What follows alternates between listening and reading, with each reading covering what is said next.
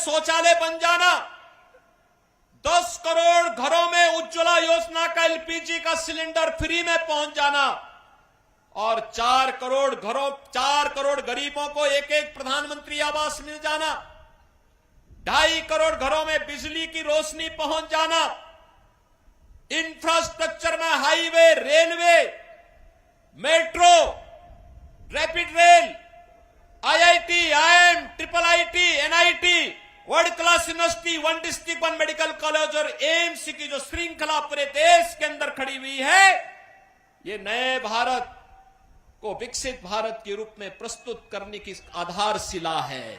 और इसीलिए आज मैं कहने के लिए आया हूं, बहनों और भाइयों, विकास भी है, गरीब कल्याण भी है, सुरक्षा भी है, सम्मान भी है और उससे भी बढ़कर के है आपकी आस्था का सम्मान।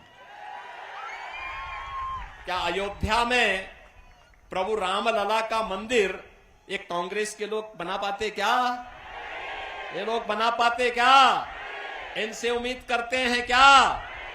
कांग्रेस के लोग तो क्या कहते थे राम हुए ही नहीं, और जब राम मंदिर बन गया तो फिर कहते थे कि मंदिर की डेट कब, जब राम मंदिर के लिए जब फैसला हो रहा था तो ये क्या कहते थे कि अगर फैसला होगा तो खून की नदियां बहेंगी।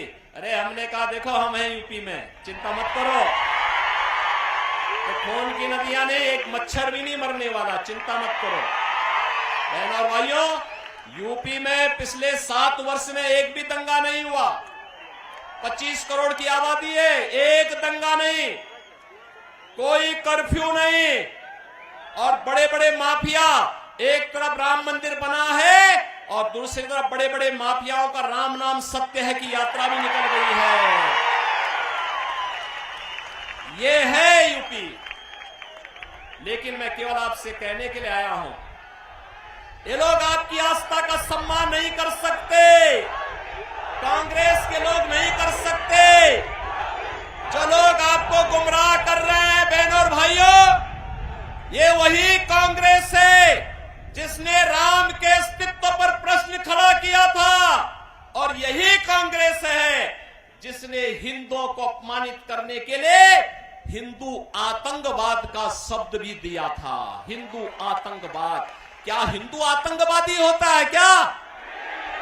ये कांग्रेस के लोगों को क्या हो गया था? यूपीए की सरकार थी और तब इन्होंने हिंदू आतंकवाद शब्द भी दिया था। और आप याद करिए कौन व्यक्ति था देश का गृह मंत्री उस समय, याद करिए। उसी के लोग, उसी के परिवार के लोग आज चुनाव लड़ने के लिए यहां पर अपने खूनी पंजे के साथ आपके बीच में आए होंगे, और उसी से सावधान करने के लिए मैं आपके बीच आया हूं, आपसे कहने के लिए। उस समय इन्होंने कहा था, जब मालेगांव के विस्फोट हो रहे थे, तब इन्होंने कहा था इसमें योगी आदित्यनाथ का भी नाम होगा, हम सीबीआई का रेड कराएंगे। हमने कहा एक बार प्रमाण के साथ भेजना मेरे पास थोड़ा। अपने कृत्यों पर इनको कभी पश्चाताप नहीं होगा। और बहनों और भाइयों, हिंदुओं को अपमानित करने के लिए, हिंदू आस्था पर कुठाराघात करने के लिए इन्होंने क्या कुछ नहीं किया है।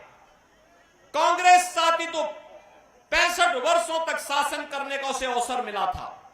वह भारत को दुनिया की एक बड़ी ताकत बना सकती थी, देश को नक्सलवाद, आतंकवाद से मुक्त कर सकती थी। लेकिन आतंकवाद की जड़ कांग्रेस, देश के अंदर नक्सलवाद की समस्या कांग्रेस ने दी, गरीबी कांग्रेस ने दी, भ्रष्टाचार कांग्रेस ने दिया, देश की सुरक्षा में सेंध कांग्रेस ने लगाया। और अब तो कांग्रेस अपने घोषणा पत्र के माध्यम से ओबीसी, अति पिछड़ी जाति यानी पिछड़ी जाति के आरक्षण पर और अनुसूचित जाति जनजाति के आरक्षण पर भी सेंधमारी करने का प्रयास कर रही है।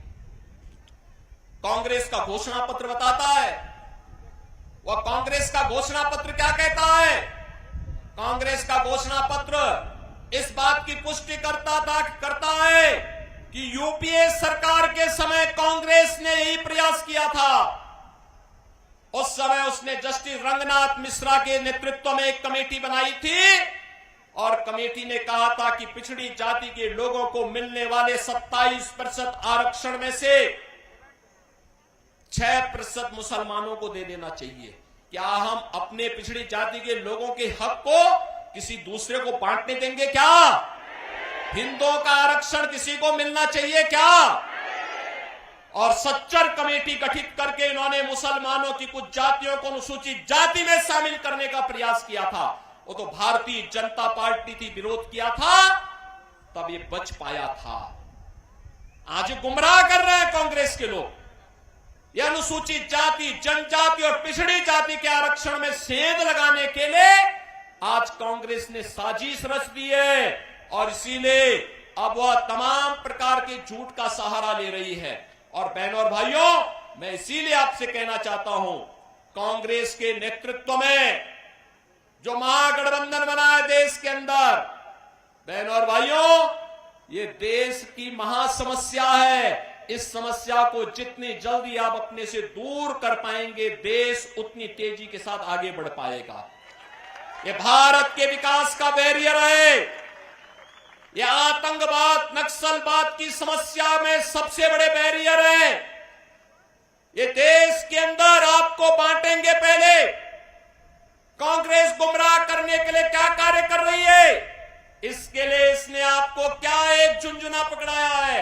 ये कह रही है हम पहले जातीय जनगणना करेंगे, जातीय जनगणना करके हिंदुओं की जातियों को आपस में लड़ाएंगे, फिर आपस में लड़ाने के बाद जब आरक्षण का मुद्दा इनके मुद्दे से अलग हो जाएगा, उसमें लोगों का ध्यान आपस में लड़ने में ही हिंदू लड़ने लग जाएगा, उसके बाद चुपचाप आपके हक पर ये उसको मुसलमानों को देने का काम करेंगे और फिर भारत के इस्लामीकरण का, तालिबानीकरण की एक रूपरेखा अपने घोषणा पत्र के अनुसार कांग्रेस तैयार कर देगी।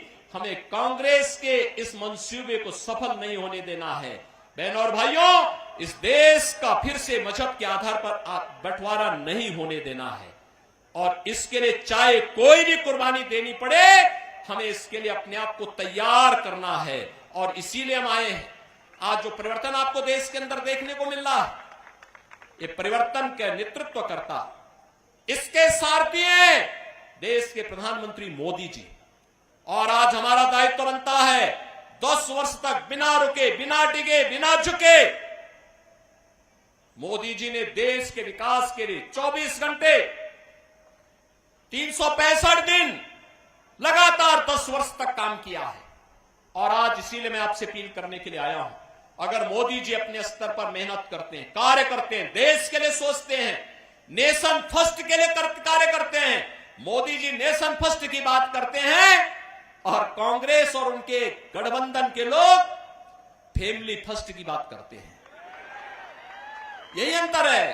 मोदी जी देश की बात करते हैं, वे परिवार की बात करते हैं।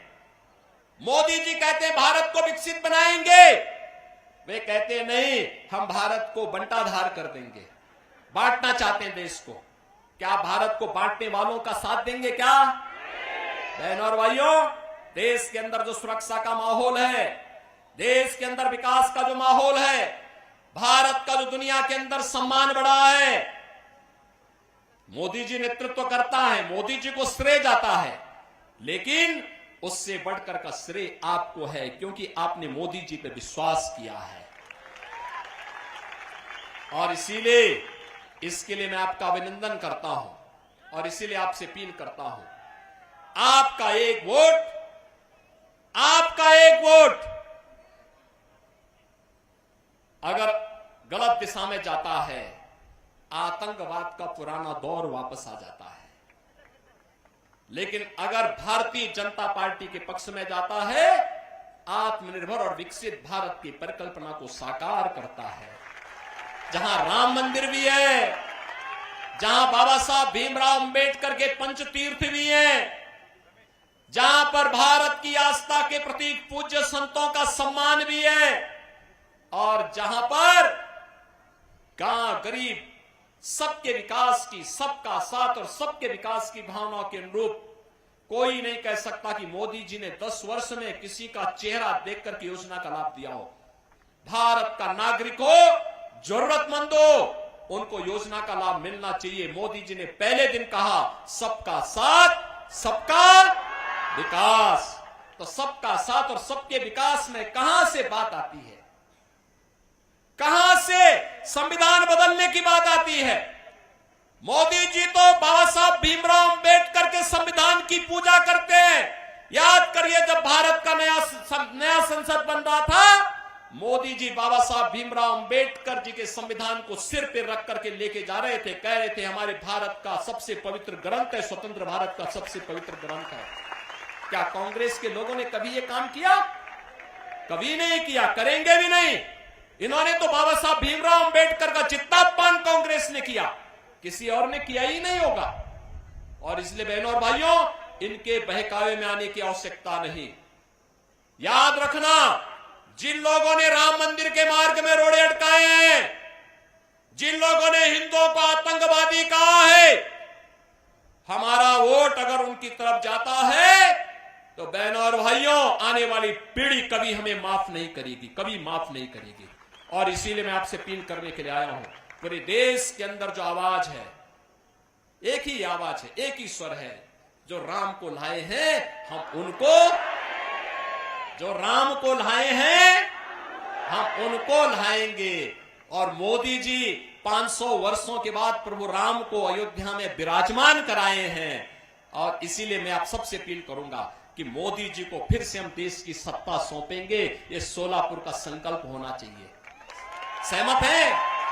सहमत हैं? सभी लोग सहमत हैं? श्री राम भाई सतपुते को भारी बहुमत से विजयी बना के भेजेंगे, लेकिन आपको घर घर जाना पड़ेगा, मोदी जी का प्रतिनिधि बन करके जाना पड़ेगा। जाएंगे? श्री चंद्रशेखर बावनकुले जी का प्रतिनिधि बन करके जाना पड़ेगा। जाएंगे? श्री देवेंद्र फडणवीस का प्रतिनिधि बन करके जाना पड़ेगा। जाएंगे? मुख्यमंत्री शिंदे जी का प्रतिनिधि बन करके जाना पड़ेगा। जाएंगे? सभी लोग सहमत हैं? बहनों और भाइयों, आप अगर जाएंगे, भारी बहुमत से विजयी बनाएंगे, तो आपको भी हम आश्वासन देते हैं, जैसा परिवर्तन आपको यूपी में दिखाई दिया है, वैसे ही परिवर्तन पूरे देश के अंदर भारतीय जनता पार्टी सरकारों के अंदर देखने को मिलेगा। सहमत है ना? सभी लोग सहमत हैं? तो फिर मेरे साथ बोलेंगे, भारत माता की, भारत माता की, भारत माता की, वंदे वंदे वंदे